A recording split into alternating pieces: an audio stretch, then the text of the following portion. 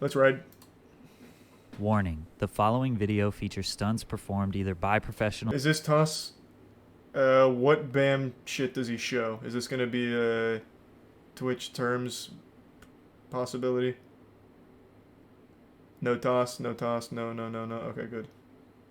or under the supervision of professionals. Accordingly, Patrick CC and the YouTube community guidelines must insist that no one attempt to recreate or reenact any stunt or activity performed in this video. Also, this video is in no way trying to glorify the life or lifestyle of the subject, but rather document it for educational and artistic purposes. Bam Margera is a skateboarding and pop culture icon who shaped the childhoods of millions of kids around the world. He could be the second most famous skater next to Tony Hawk. By the age of 21, he was already a multi-millionaire stuntman and professional skateboarder known all around the world. Before the internet. He basically invented the formula for viral stunt videos and pranks that are still used today, but none of this came without sacrifice. He put his family and friends through hell for money and fame. He developed multiple bad habits with you-know-what. He had complicated relationship issues with multiple individuals, and once he lost his lifelong best friend Ryan Dunn in a fiery car crash, his whole life spiraled out of control. Even in 2022, it's still looking bleak for Bam.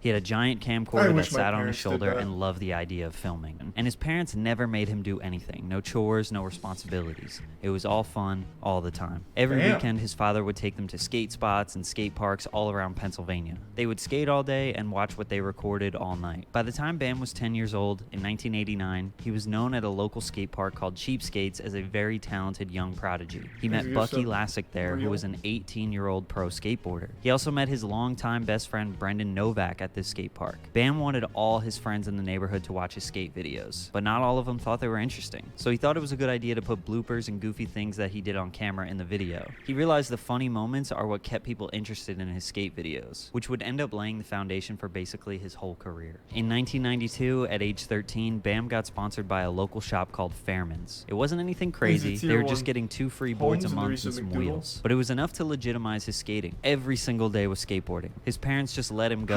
How the fuck does no one know that old prank? You guys have never fake shitted out a Snickers bar and taken a bite? Are you guys serious? What the fuck is going on? I feel like I'm taking crazy pills. How many of you actually thought he just ate shit? Man, it's fucking crazy. No one here ever saw Caddyshack? That was like the most generic joke ever back in the day. Get a Snickers bar and pretend to shit and then eat it in front of a teacher or something. That was like the gold standard. That was like as generic as it got. On the first day of 10th grade, he realized school was no longer. He would have been a really YouTuber. successful He dropped YouTuber out and never looked back. Bam's friend Mike Maldonado was sponsored by a company called Toy Machine, which was a California-based company. Once Bam dropped out, he went right to LA to skate with professional skaters in the mid-90s. He wanted to be immersed in the culture and of course make a name for himself. So any idea he had, he attacked it head on. Any trick he wanted to land, he didn't stop until he landed it. His drive and passion was infectious, which is what kept people around him. But he was also funny as hell, doing anything to make his friends laugh. Since they kept a video camera on everything they did, the skits ended up being more interesting than his skating. And Bam realized this, so he leaned in. His videos ended up being about 50% stunts and 50% skateboarding. But there was a major cultural shift happening in LA, it's the most impressive something called thing. Big Brother magazine. Skateboarding had a big popularity boom in the 80s, but it didn't culminate to this big mainstream success right away. In the 90s, people weren't sure where it was going. Tony Hawk was basically the only skater making money from competitions and selling merchandise. But being a professional skateboarder was not a lucrative career. It really just became a lifestyle. Back before the internet, people weren't documenting crazy stuff for views. They didn't make money off these things. They were actually just living crazy, rebellious lives because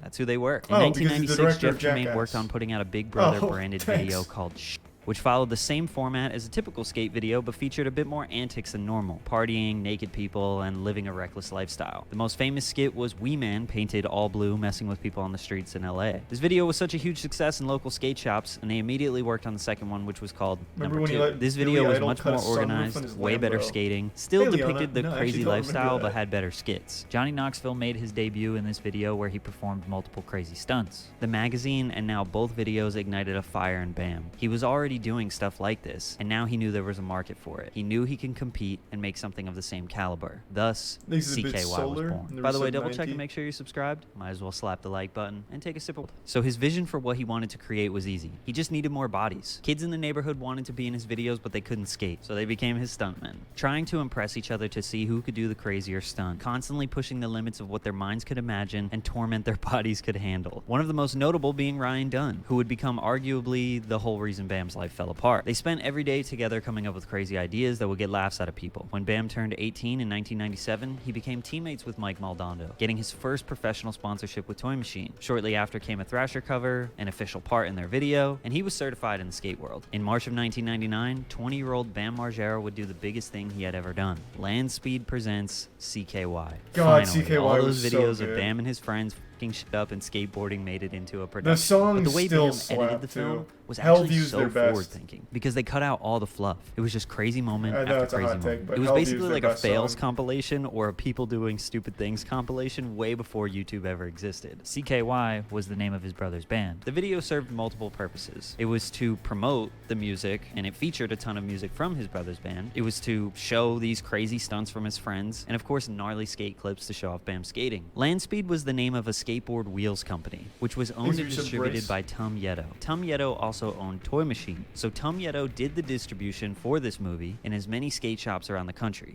There's nothing like that among teens and kids. Are you talking about like this kind of extreme culture of doing like crazy shit? Like a CKY, all that? Because I think you'd be wrong. I think there's still a ton of it. It's just not in the same way. Like TikTok, I know still has a lot of people that do that shit. And I'd say there's more of it now than ever since you make money doing it. And it's also a lot more degenerate now. Whereas back when CKY and all that, number 2, all of that, it was more like the stuntmen doing pranks and stunts and shits to each other. But now it's more about doing it to other people. Like other people are your props and the ones that you like torment. So it has changed a little bit, but it definitely still exists. And it's not like a absolute. There's still people that do kind of what CKY and all that did, like the same spirit. But it's definitely still around, because now you make money on it. Hit. Bam was getting recognized at every skate park he went to and started to become a bit Not of a in long celebrity. form. It made Well, him that's because long form's just kind of fading out. Everything's going the way of like shorter content. So like TikTok, YouTube Shorts, short YouTube videos. Like if long form content was the most profitable, there'd probably be more shits and number 2s out there. But there's not, because it's shorter content that gets the money and the views. Podcasts are just...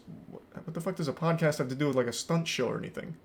I mean, movies are long and make more money than a podcast. Like, you can make that argument. I'm talking about like this kind of content in general. Like video content. Dude, Loki looks like soda poppin'? Not really. Does anyone remember Children of Poseidon? They used to be kind of just like this on YouTube, but I think they were just a little too early.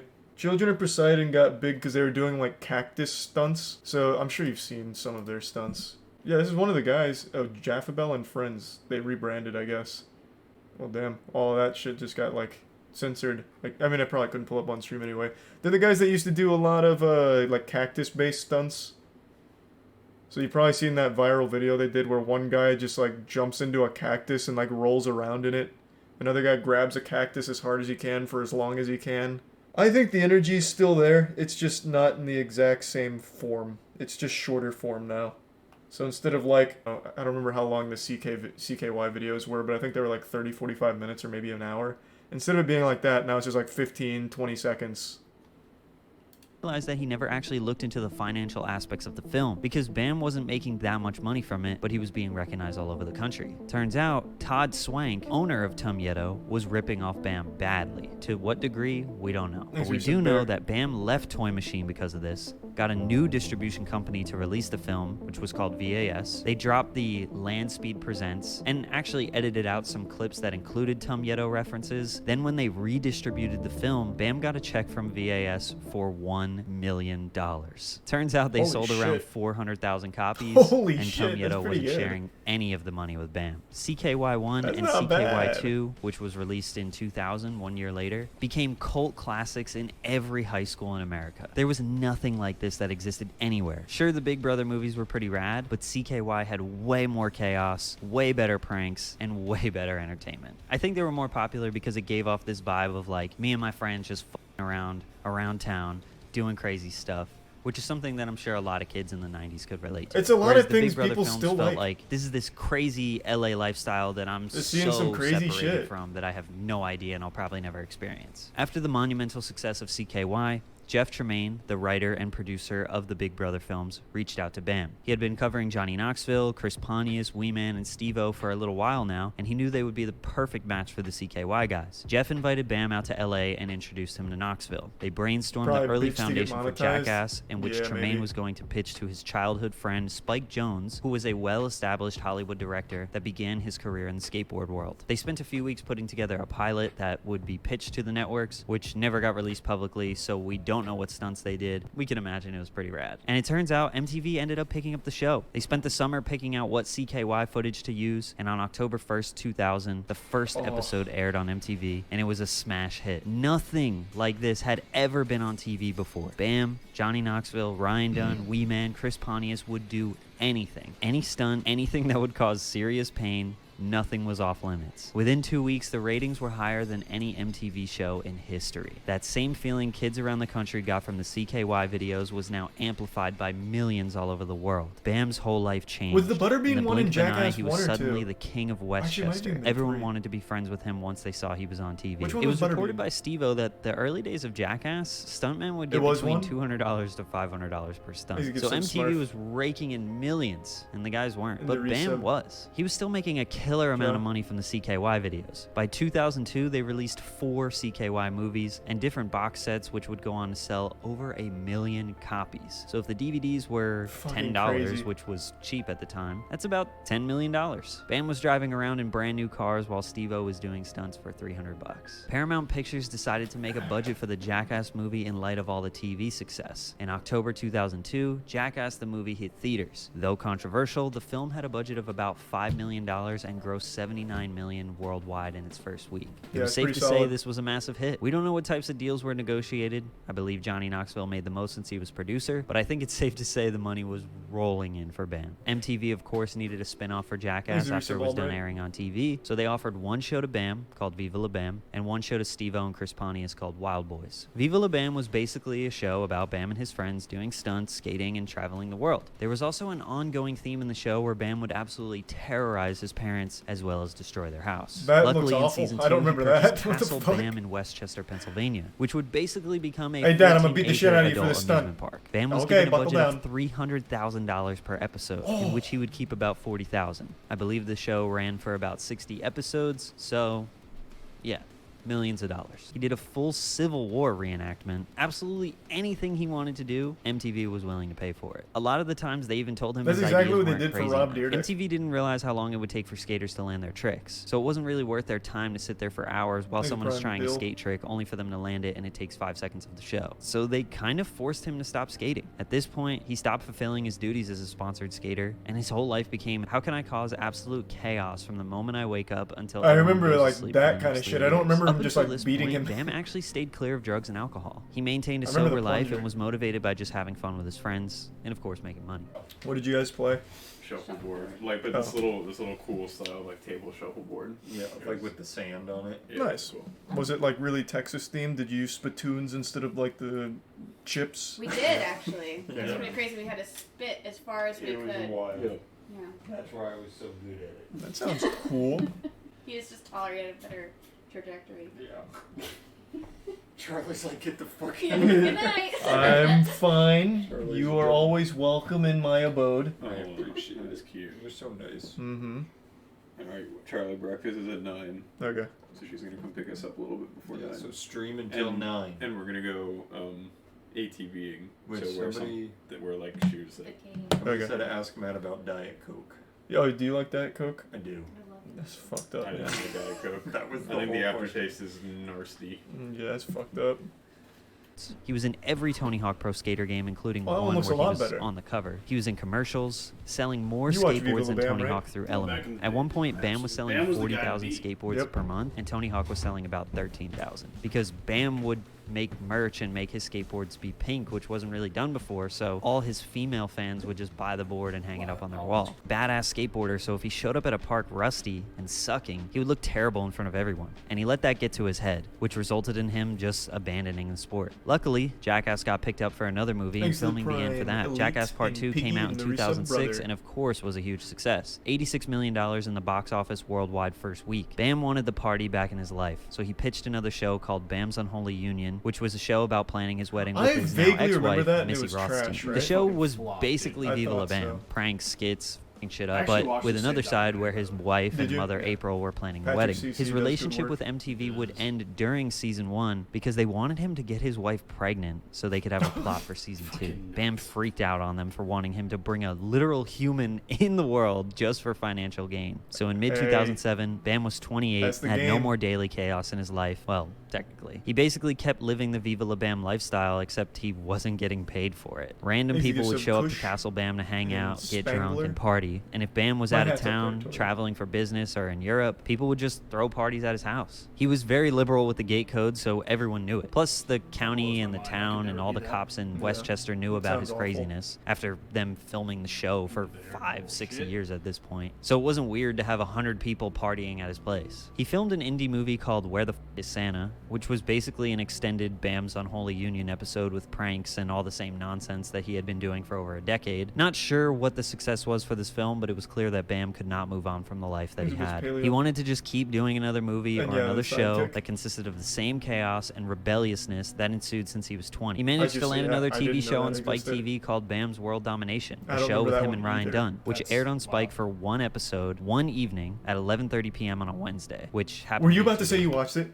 No. Oh, I was gonna say because you were about to look real stupid when only one episode ever aired at one time No, slot. no, literally, I was just saying, like, never seen that. Oh, okay. You tried to fucking get me though. I thought Jesus for sure Christ. you were about to. You're about to dunk Because on I my said ass, I didn't dude. see it, and you were Holy like, shit. wow. So I was expecting you to be like, that was one of his best works. Jesus fucking For the Christ. Jackass film. It was a hilarious episode and had a ton of potential, but nobody really Thanks for knows the why it 5 didn't gift subs, continue. Boney. Luckily And the for 5 gift Bam, subs, Zach, Jackass thank was you. back for another film, Evan told you Jackass what the 3D. 44 So he was months filming that for all of 2009, Evan. which would release in October 2010 Limits and would be the skyward. most successful Jackass yet. $171 million global box office first week, double from both the previous films. Living off the high of Jackass again, There's some Bam Valentine's. still spent most of his days partying, traveling with CKY, and living the rock star life. But in the summer of 2011, Bam's world would get flipped upside down. Jackass star Ryan Dunn has been killed. Dunn's Porsche might have been traveling as fast as 130 God, I miles still per remember that hour. shit. Fellow was so Jackass tragic. star Bam Margera was actually in Arizona when he got the call. He said was, shook yeah. his world, informing him that his best friend, he considers his brother, was killed in a fiery crash. Bam's best friend, since he was 10 years old, passes away. Ryan Dunn was his creative partner. He was there for everything. Whenever Bam had an idea, he discussed it with Ryan. If he wanted to film a stunt, Ryan was the first guy ready to do it. He had spent the past 15 years attached at the hip with this man. He basically was the only true friend who stuck with him Jesus through Christ. all the ups and Fucking downs. Now, he was gone.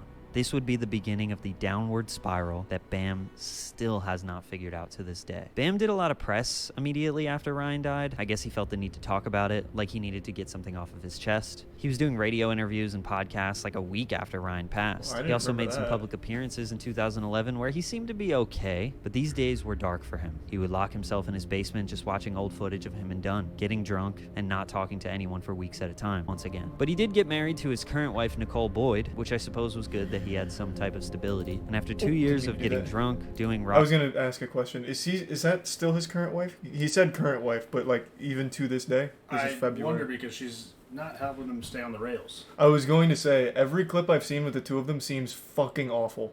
Like they seem at each other's throats. God, because there's that video that went around where Ryan was like, Jesus, excuse me, where Bam was at the adult store with his wife, and his wife was like asking for like a dildo or something, and Bam was like, I'll get you a dildo to fuck yourself with it. You want to fuck yourself with this dildo, or whatever. It was so uncomfortable, and they both look so unbelievably miserable. I thought it was like a girlfriend or something. I didn't realize that was his wife. He was on Dr. Phil to talk about that. Yep.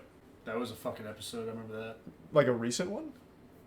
Rock shows and avoiding his reality, he actually managed to land another TV show in 2014. Oh, they did settle? Bam's Badass Game Show. Maybe One some season, spider. 6 episodes, all aired within 1 month on TBS. The average viewership was less than 1 million. People were pretty harsh on this show. It wasn't actually that bad, but it promised to feature contestants doing stunts similar to Jackass, but ordinary people doing them, which was kind of interesting. But the stunts were just not as crazy, like even less crazy than Fear Factor. Plus, the casting was full of corny people, Wow. and Bam himself wasn't doing any of that the was stunts, awful. which is probably what I hate people that wanted. shit. The show ran for a month That's and then so got like canceled. MTV. I'm sure this That didn't is- help Bam's I know. confidence in wanting to do work anymore, And, like, so it was spinning back to the around and spinning basement with back. Dunn's memories. In 2015, the Ride channel Yeah. posted a trailer for his movie about Dunn, which was called I Needed Some Time to Be Useless. There was a lot of hype on it. I think putting out this movie might have been a good way to close the door on the past and move forward with his life. But what actually happened was it kept the salt on Bam's wounds while making it. He couldn't ever perfect the movie nor finish it. In a 2017 interview, he talked about how he still couldn't finish the movie because the end of the movie needs to be Bam moving on with his life and not to repeat old patterns. But that is not his reality still to this day, which is why this movie still can't come out. Also, in case you were So, wondering, David. Castle Bam was still a never-ending episode of Viva La Bam. He kept drunks and addicts sleeping all over his house and partying every night just to relive the old days. The only problem was none of these so people were his sad. actual friends. They were going nowhere in life, and Bam had enough money to buy them whatever they wanted. The movie never came out, and Bam had made the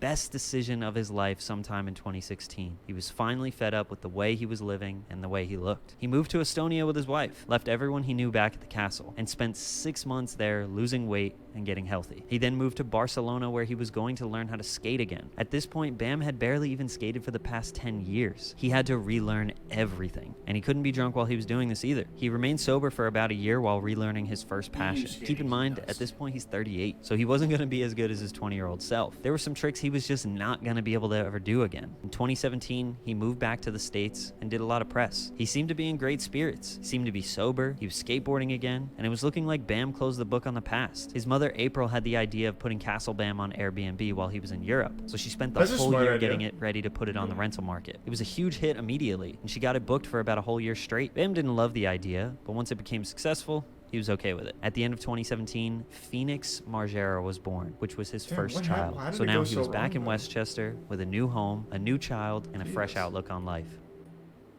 Unfortunately, this wouldn't last long. The worst thing for him was being back in Westchester. The same old town, the same old friends, with Castle Bam being right around the corner. It was like a lingering demon just tempting Bam to go back to his old ways. In late fucking 2018, tough. he did, throwing parties, trying to recreate a moment once again. 2019 was a dark year, one where he Makes me didn't some seem to Nova. recover from. He started off the year going to a rehab in which he left after just 10 days. And I didn't really mention this, but honestly, for the Richard? past 10 years, he had been in and out of rehabs. He started a comedy and storytelling tour, in which I assume he probably just needed some money or something to do. He was basically just in a drunken, rambling stupor on stage. It's kind of difficult to watch. God, On this that's tour, he sad. famously went crazy on his manager. There's pretty much nothing worse than doing stand-up comedy and it just not working. I think that is one of the bravest and most nerve-wracking things a human being can do. Slam poetry used to slap, though. Those open mics, they went hard. I remember I watched a slam poem about a guy complaining about, I think it was, what was it?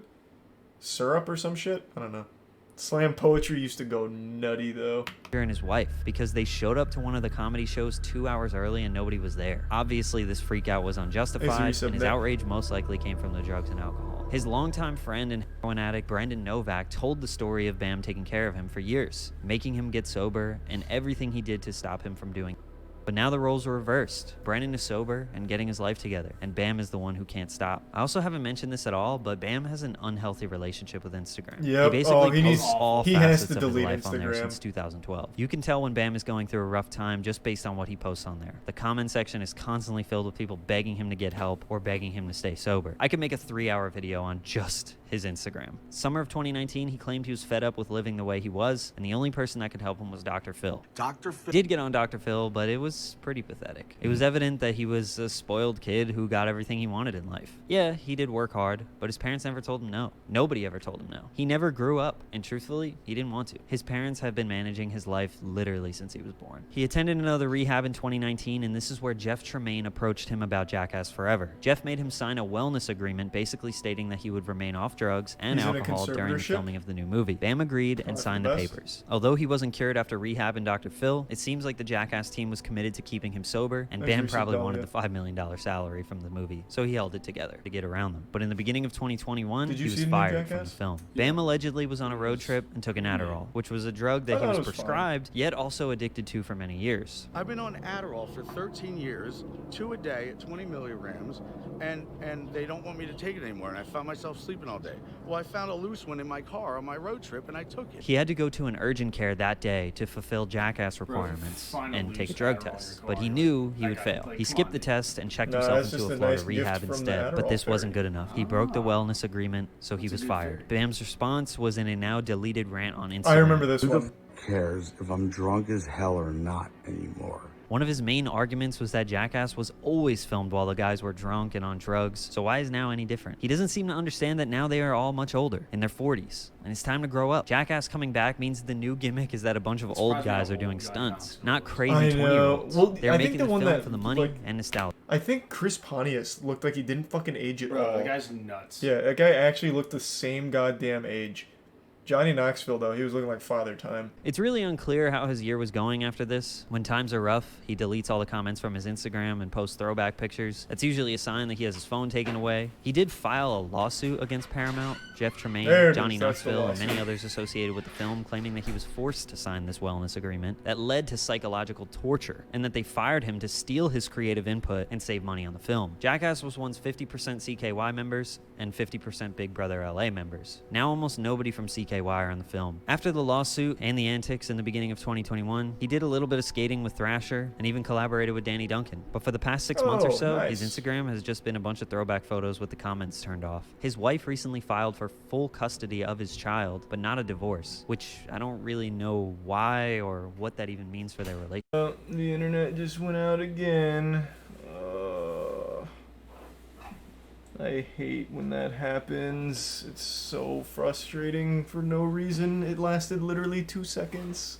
Now he is too old and out of shape to do what he once could, which prevents him from staying focused. He has tons of real friends out there, Steve-O, Brendan Novak, Rab, that will actually help him get better and be a positive influence. But you have to want to get better. He needs to accept that the Viva La Bam days are over. It's time to grow up, kick everybody out of Castle Bam, and be a father to your son. He could still get into producing movies or directing, maybe working with aspiring skaters or stuntmen. It could be a healthy thing to focus on, as long as drugs and alcohol aren't involved. He has plenty of money. His father did right by him managing his finances, but one day his father won't be there. Bam will need to figure out how to manage and budget his life. I genuinely hope Bam figures out his sobriety. He was a staple of many of our childhoods, and he changed skateboarding forever. He molded the recipe for viral stunts and videos that have dominated the internet for the past 20 years. He literally created culture. I do believe he still has a lot to offer to this world, but right now he needs to focus on closing the door on the past and putting his health and his family first. I wish the best of luck for you, Bam. Things are going to get better. I think Bam will eventually get better.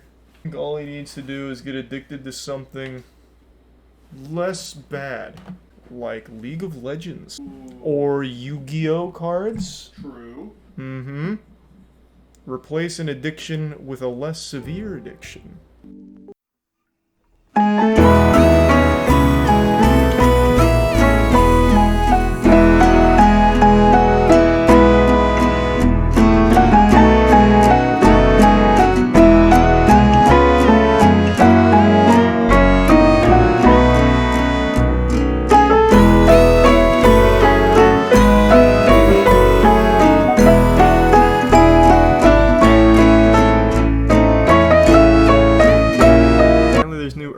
Drama. I can't believe it. The nutting on the truck. No, man, we already watched that documentary. It was right before I brought up that guy who ejaculates on cars. Backrooms. It was right after Backrooms. Or maybe I didn't say it. Maybe I just saw it in the chat and I was like, oh yeah, I forgot that came out. Everyone type exactly what you typed 3 minutes ago. We're gonna like rewind time the old-fashioned way. Ancient Alien. My dad watches that shit all the time. I love that show. It's so good. It was not the goddamn car fucking guy. Stop saying that. It was right before that. Oh, this is gonna make me so upset. Oh my god, this is gonna make me so upset. Check the VOD. Oh, true. Yeah, hold on. I'll watch my own VOD real quick and look at the chat replay. Genius. Genius. Hold on, give me 1 second. It's gonna be worth the wait. I'm sure it was amazing. Okay, here we go. Let's see. Okay, here's the guy who said, do men in love with cars? Okay, so I might have just missed it. We're close. We're close. This is gonna make me upset all night. God damn. Well, anyway. We'll just do something else, I guess. We can watch the new tub video. I really should have just typed it into the search bar. This happens all the time. Earth 2 CEO calls out the YouTube Shadow Cabal. Yeah, that sounds about right. Let's take a peek. Shane Isaacs, the leader. Oh, I thought I just had a brain blast there for a second. Hold on. It's gone. Of the Earth 2 Metaverse project personally called out Callum Upton, a popular metaverse and cryptocurrency YouTube critic. Shane was fed up with Callum constantly belittling the project and challenged him to do it better in only 7 days. And the 10 gifts of Sego. Thank you, Sego. Ladies and gentlemen, welcome. Appreciate I'm it. Josh Strove-Hayes. Earth 2, a planet-sized scam MMO. True. Where I followed Good the video. Earth 2 project, a supposed metaverse, the building of a virtual reality mapped to a one-to-one recreation of Earth. They were selling tiles on a grid. In the future, they said, you would be able to build on these tiles. What actually is the game? Even the Earth 2 Discord doesn't seem to know. Everything has been promised, from a planet-sized sim city to a first-person shooter to a Rust-style survival game. People have told me everything from it will map the molecule of every bit of water on the planet to you'll be able to generate electricity to you'll be able to build a house brick by brick. People tell me this is going to be the most I love Earth 2. video game ever created. Before we dive into this virtual insanity, a big thank you to all the supporters on Patreon and Twitch who keep the channel going. More info on this at the end. For now, No, this game's amazing. Since the Earth 2 project Well, gained not the game notoriety so for much, its but the grandiose story around claims it. many months It's a ago, giant other scam. YouTubers have started to take an interest and have made very informative videos about it. You've got Kira TV, Big Fry TV, Sid Alpha, Upper Echelon Gaming, myself, and Callum Upton, all questioning the claims, methods, and general progress that the Earth 2 project has actually made over the last year. Now, it's vital to understand none of these YouTubers, including myself, win anything if Earth 2 fails. In fact, we'd all be pretty damn thrilled if it worked the way they claimed it's going to work. Good A point. virtual world of unlimited possibility sounds amazing. Indeed, it sounds like the stuff of science fiction. It's again vital to understand none of the YouTubers critical of this project hate the people supporting it. It's not us against them. It's True. not I feel you bad against for 'em. me. It's us as player advocates wanting the players to get what they've been promised. I'm not a hater of the idea of the project, I'm a harsh critic of its current reality. So far, you've literally promised the world and given us a map with a grid on it. That's true. And the subreddit fucking loves it. Let's see what they're saying, actually. This is like a place for concentrated delusion. Protocols of the learned elders of YouTube have leaked. The Cabal is real and they are targeting Earth 2. Bro, these players are fucking awesome. It is just never-ending entertainment when you check out Earth 2's community. Oh my god. That's so fucking good. What about the site itself? Last time we checked, someone had spent like $300,000 owning like a road or something, right? I wonder how much more money it's generated. Let's take a peek. Buy and trade virtual land. Oh, wow. Did it always look like a nutsack? Or is that new? I don't remember that. It did? I don't remember that at all. Alright. Check out the leaderboard. They gamify spending money. It looks about the same as where we last saw it, I think. Roughly. At least the names, I think, are. Let's see who owns the most tiles. This guy owns 1 million tiles. Yeah, let's check out the buy land option. Alright, what do we want? Where are we? This is all owned by... Who owns this? By Florida? No. You don't understand. You don't buy whole locations. You can buy individual plots. It used to say who owned it over here. Maybe no one owns that one. Imagining these idiots actually managed to make a working virtual economy with this shit. They did. For the creator. That man just made a lot of money. So it's working for him. But you couldn't just spend real money directly. You had to convert your real dollars into the proprietary currency of Earth 2 dollars, and then spend the Earth 2 dollars to buy the tiles from the game if nobody owned them. If another player owned them, you'd be able to buy it off that player for Earth 2 dollars. However, cashing out your Earth 2 dollars back to real dollars incurs a small fee. So there's no taxation for buying into the system, but there is a taxation for buying out of the system. Which Sounds means safe. New players need to be constantly buying into the system for old players to be able to liquidate their assets and buy out of the system. If you buy a tile for 5 Earth 2 dollars and then the tile rises to be worth $100, you can't sell it back to the game. You need to sell it to another player who has bought into Earth 2 at $100 at some point. And when you then try and cash your 100 Earth 2 dollars out, the Earth 2 project will take a small percentage of that as a transaction fee.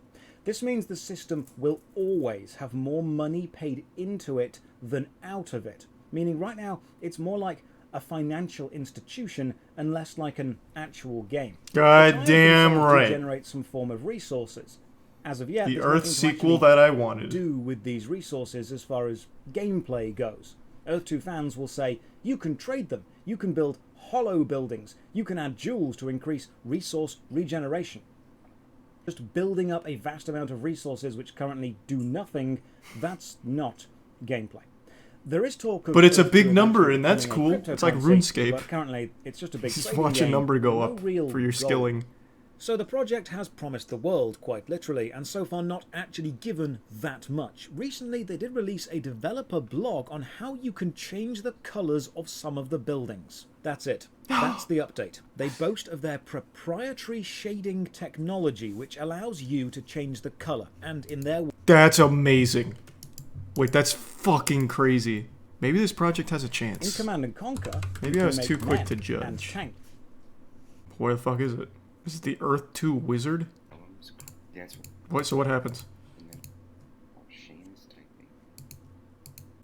Okay. Well, that's confusing. Where is their channel? Earth 2 vlog number 2. Oh, first phase. I thought it said final phase. There we are. In this vlog, we'll be introducing details about the first EcoSim building, the water processor. This is the first building of many we have designed and plan to showcase over coming weeks and months. Initial showcases will focus on buildings being visually represented in their Phase 2 model format, pertinent to the Earth 2 EcoSim. Damn, no one supports it anymore, it seems. That so does anyone still believe in the project then? Like, even the comments now have turned on them, just laughing at them. Is there still real Earth 2 enthusiasts besides the couple of weirdos on the subreddit? Did you see the story, did you see the info coming out that George R.R. Martin wrote the pre-shattering story of Elden Ring? For example, his Rykard was just a guy. FromSoft made him into a corrupt snake person. No, that sounds like George R.R. Martin, though.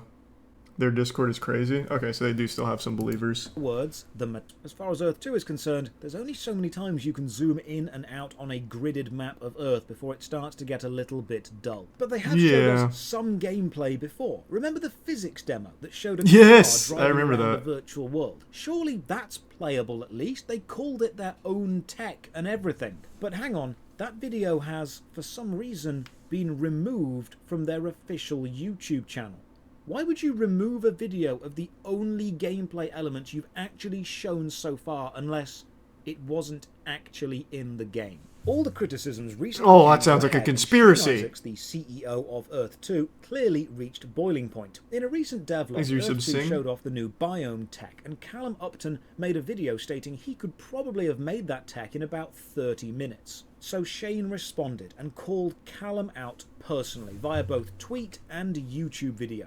In the video, Shane has challenged Callum to I bet he not just crushed it too. recreate the biome tech in 30 minutes, but to try and recreate a project almost as big as Earth 2 in 7 days. And he's given Callum 7 rules for this challenge. Shane has said he is willing to pay Callum $10,000 if Callum can achieve all of these 7 rules Make it in 100. 7 days. After this tweet, Shane went on a bit of a torrent of tweeting, including making references to an apparent shadowy cabal of YouTubers who were working together to bring down Earth 2 for some greater reason. The Shadow Cabal apparently includes Callum, Kira, Big Fry, Sid Alpha, Upper Echelon, but for some reason, not me.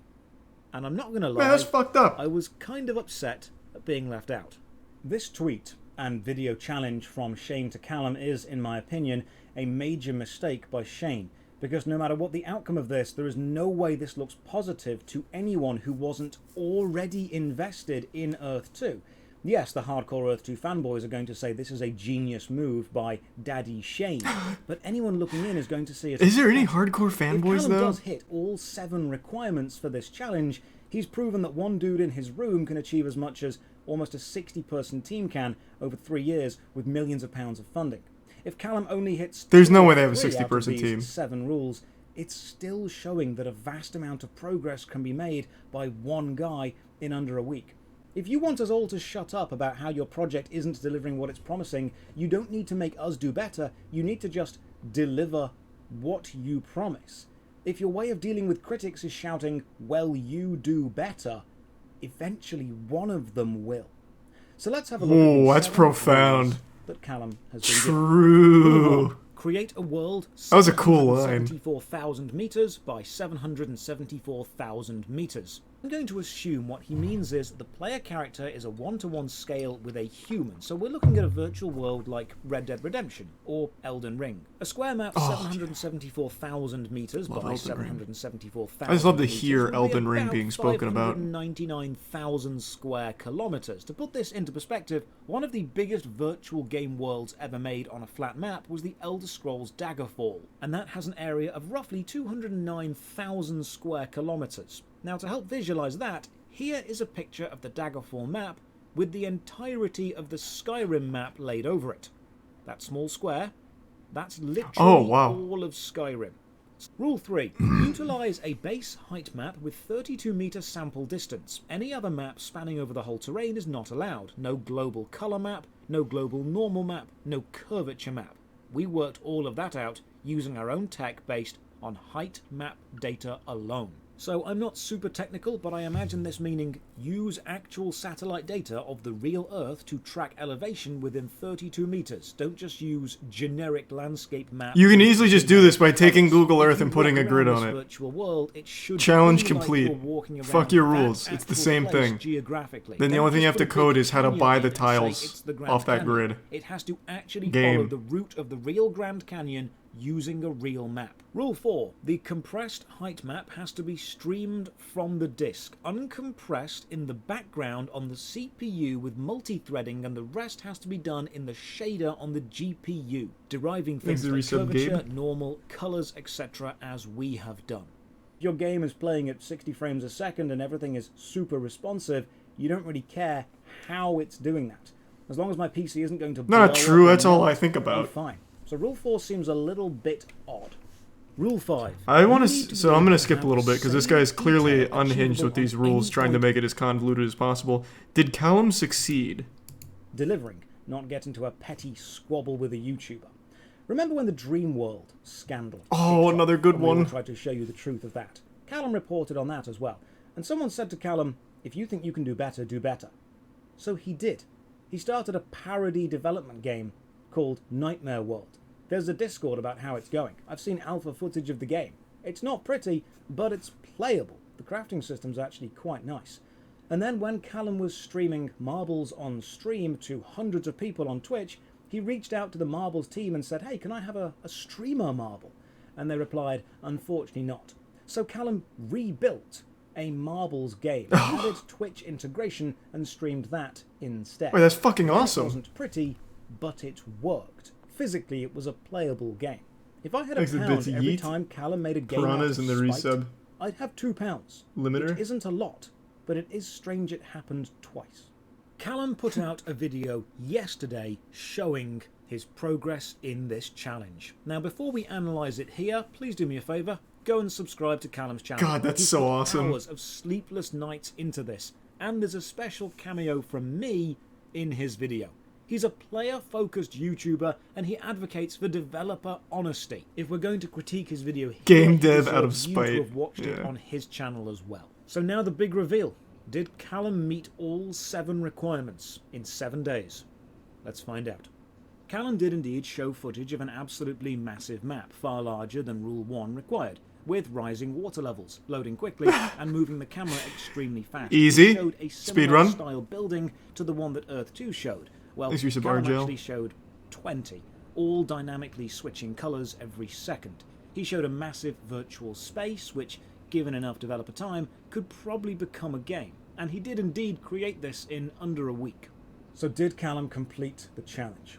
Well, in what was a rather nice move, Callum knows that Shane will say no and Callum will say yes, so Callum nominated a neutral third party, Guidebook Gaming, a YouTuber who has been both supportive and critical of Earth 2. Supportive? Guidebook started a poll about whether Callum did indeed pass the challenge and weighed in his own thoughts.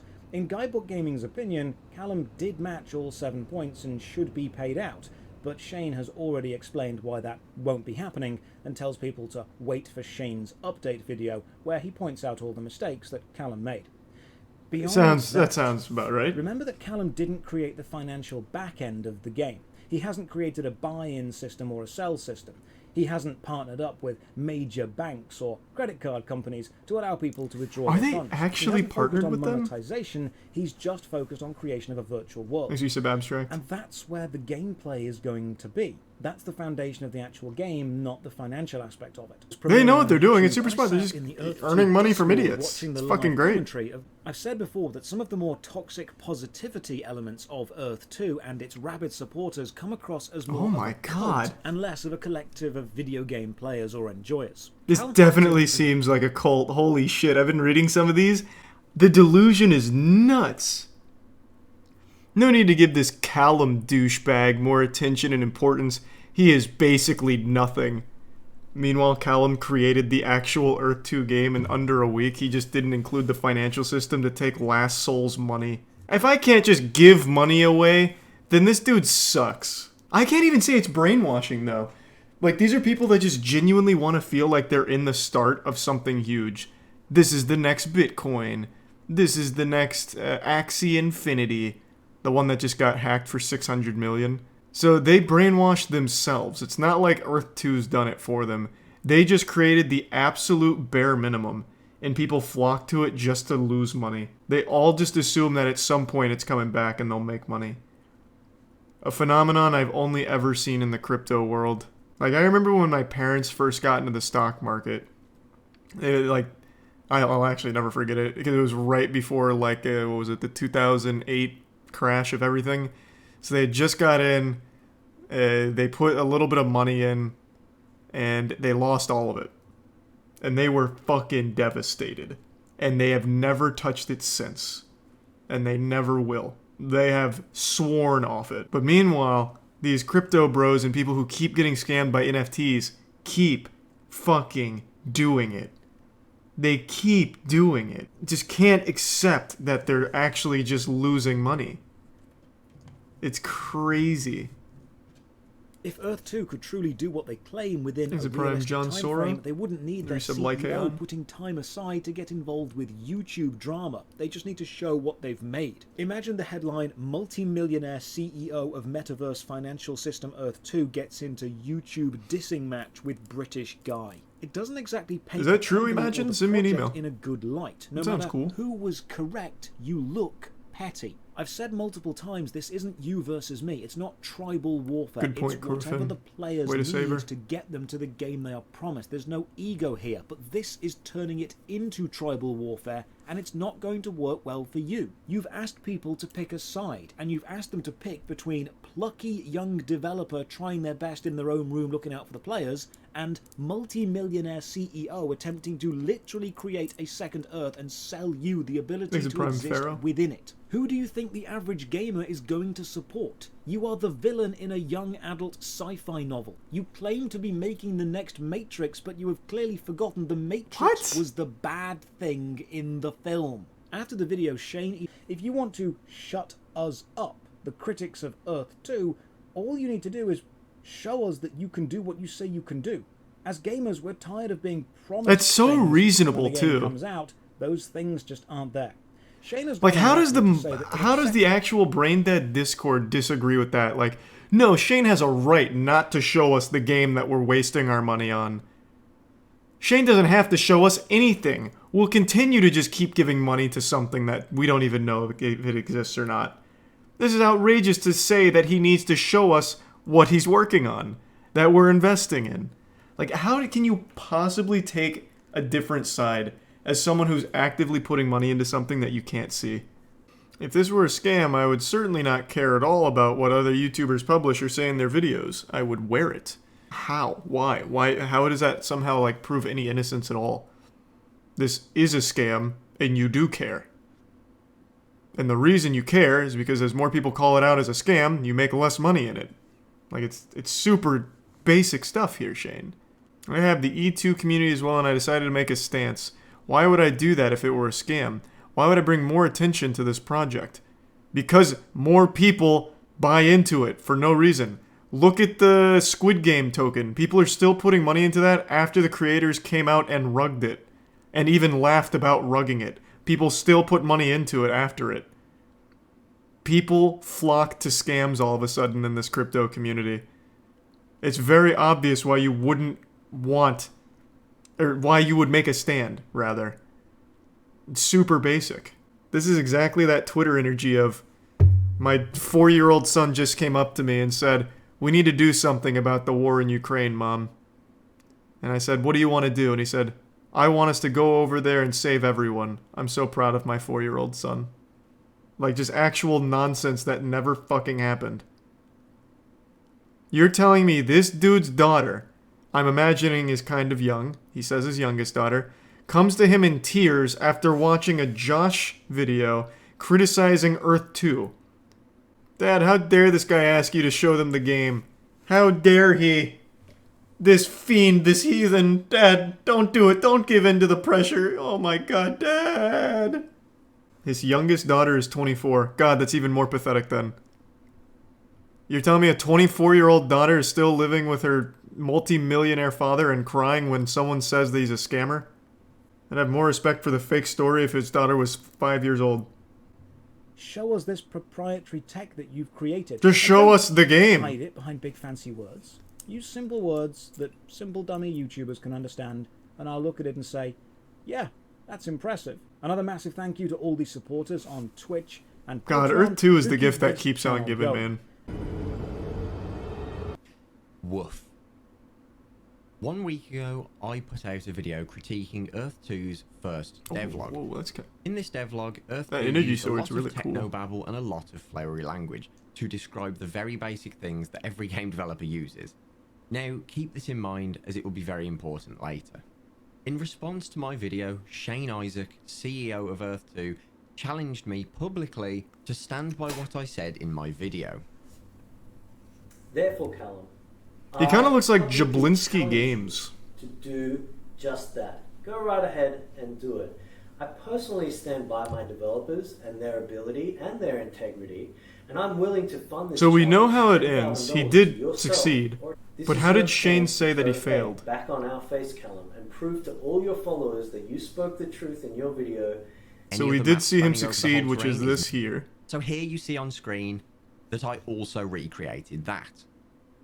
Simulating around 20 of these, all having their colours changed every second on the fly in real time. It is nothing special. Your challenge never made sense from the beginning. Because the burden of proof falls entirely on you. Me saying to you that you don't have something, the easy response is to prove that you do.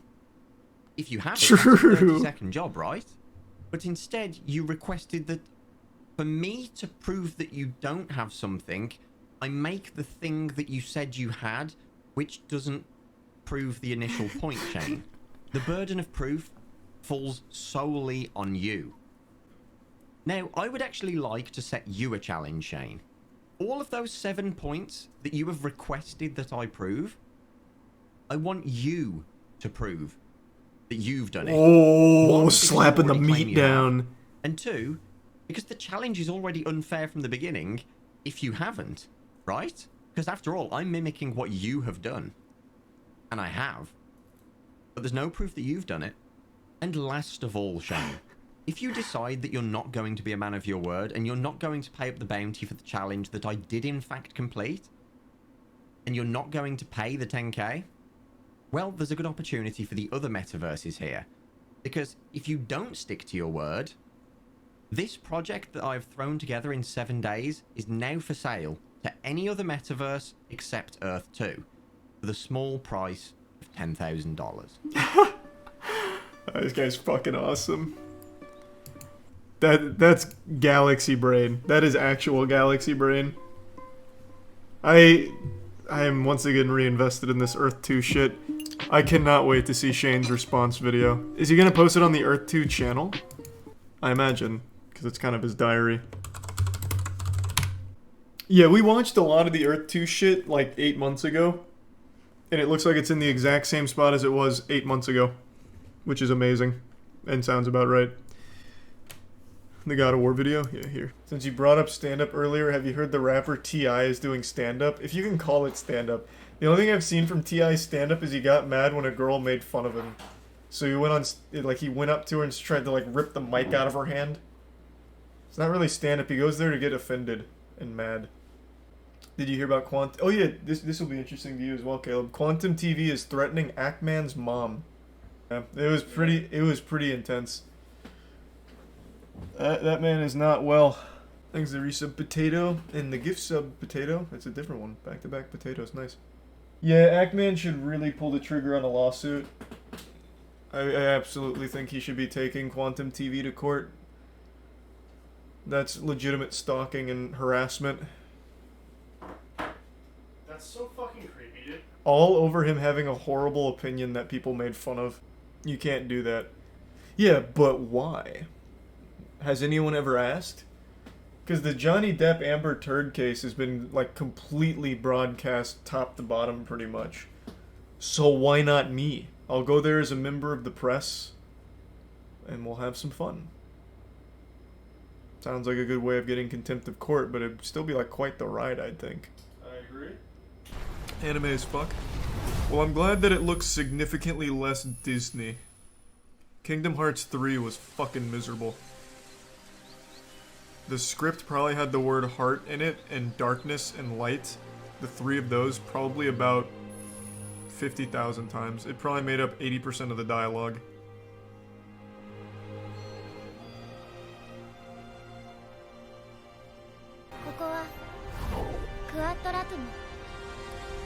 This is such a good opportunity to reset the awful narrative of the series.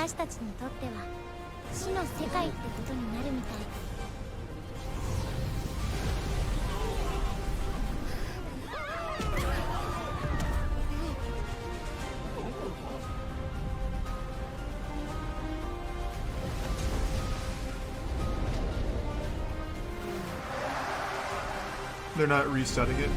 Resetting's the wrong word, but they can leave behind all of the convoluted garbage that never actually made sense. They can move forward, instead of trying their best to connect dots that had no business existing in the first place.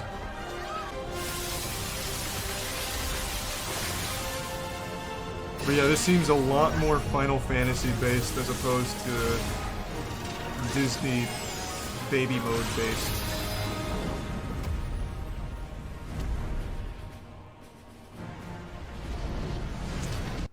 So where was the ATST? You said 426.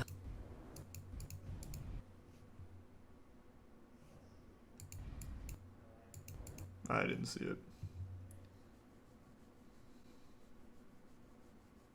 Oh, 442.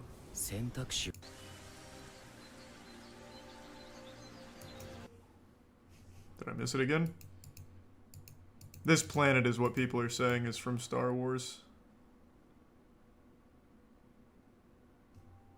Oh, this right here. Replay all of them to understand the story before it comes out. Oh my god, that'd be fucking miserable. Oh, that would be fucking miserable. Hearts can live even in data. But his heart was dark. Where does the dark heart go? And what does the data say? His nobody doesn't have a heart. It's just like 50 hours of that. Charlie, what happened to your tattoos? I just didn't feel like wearing them today. I just took them off.